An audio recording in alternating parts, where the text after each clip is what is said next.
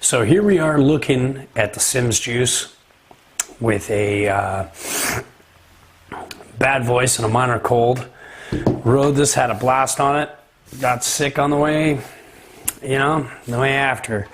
So, there are schedules to be maintained, boards that need to be sent back, other people that need to review this, so I am not going to hog it.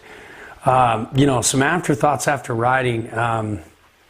Much more impressed with this board this year than we were in last year when we first tried it.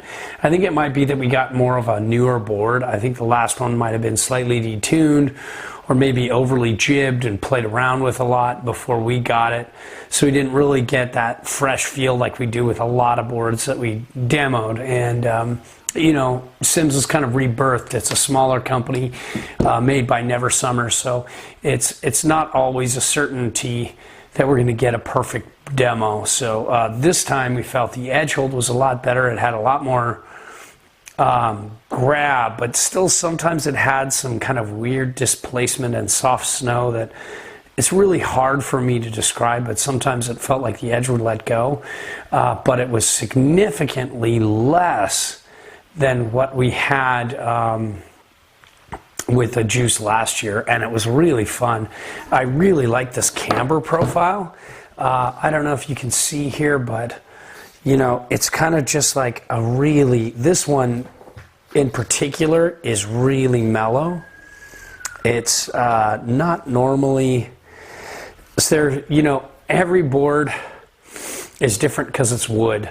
Some will have a higher camber profile and a higher rocker, and some will be like this. But, like the Juice we had last year had a little bit higher camber profile.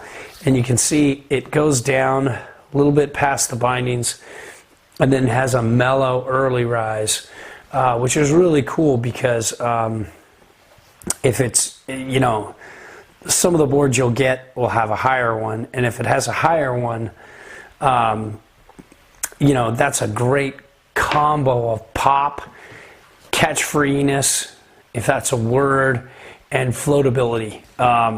You got all three there for a true twin. It's not going to blow your mind in powder like some true twins will. But speaking of reference stance, you can kind of get in here minimum at 20. Maximum almost 25. It looks like 63 centimeters or 24 3/4. Now if you have mini discs, you can probably get to about 65 centimeters and about 25 and a half, which is pretty cool. But it's a board to be ridden centered almost at all times. It's not really a board that you want to set back. Like this is the 56, which is a perfect fit for us, and kind of at a 23 stance, which is what we ride and what a lot of you ride who ride freestyle. Like this board is best for. You can really only go back one, and therefore you only have like 20 mil setback on board. And on side cut. So where most, directional twins with a setback oftentimes have longer noses, blah, blah, blah.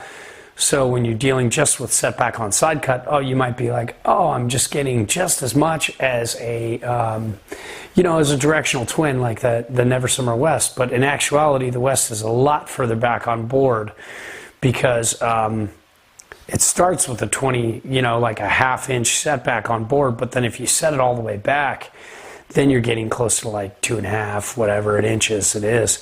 So the reason why I'm referencing the West is because this is made by Never Summer, and it's kind of, a really good thing that it is. And so here's the base. It's kind of just, your traditional base. There's some die cutting here. Which is I'm not a huge fan of, but wow, it's pretty smooth and really well made.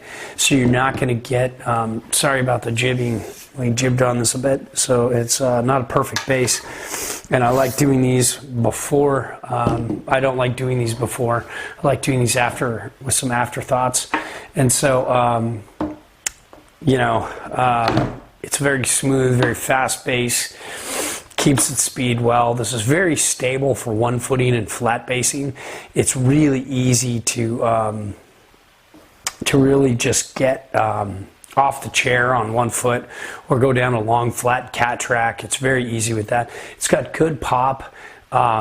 It was fun and easy to butter. As it stands now, it's a really great park board. So there you have it. Second year around, liked it a little better and thought it was very recommendable, very good board.